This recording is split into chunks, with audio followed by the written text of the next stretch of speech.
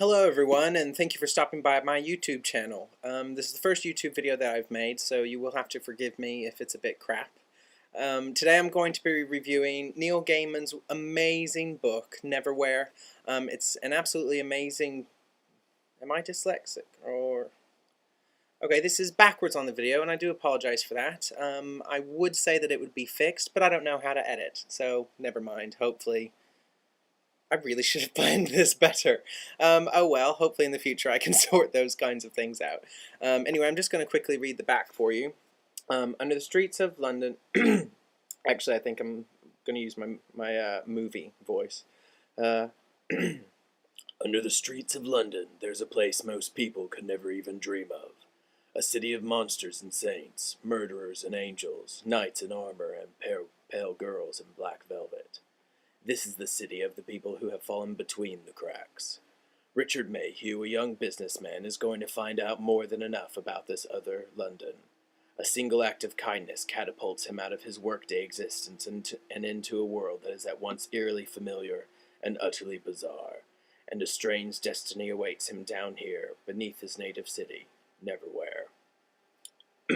Wow, that was a lot tougher on my throat than I thought it would be.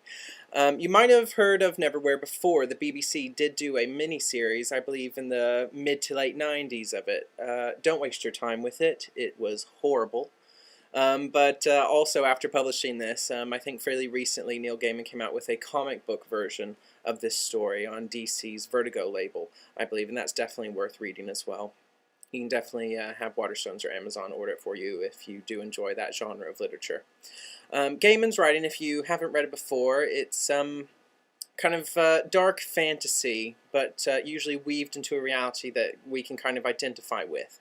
And when the imagery that I get in my head when I read Gaiman is kind of a macabre aesthetic that kind of Tim Burton-esque. I feel it's very kind of dark but clever at the same time and witty, and I really enjoy his style of writing, but it's also very adult. Children should definitely not read these books. It's not like, Harry Potter fantasy.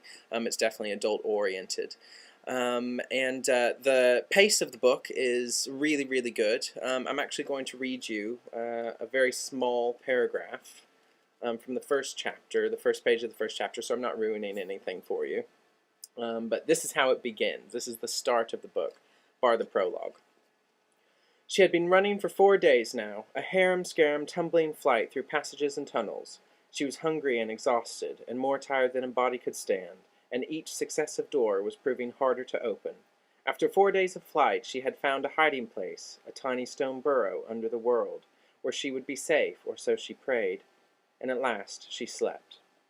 So that's the kind of pace that it starts with, and it keeps going. If you've ever seen the movie The Island, they do a lot of running.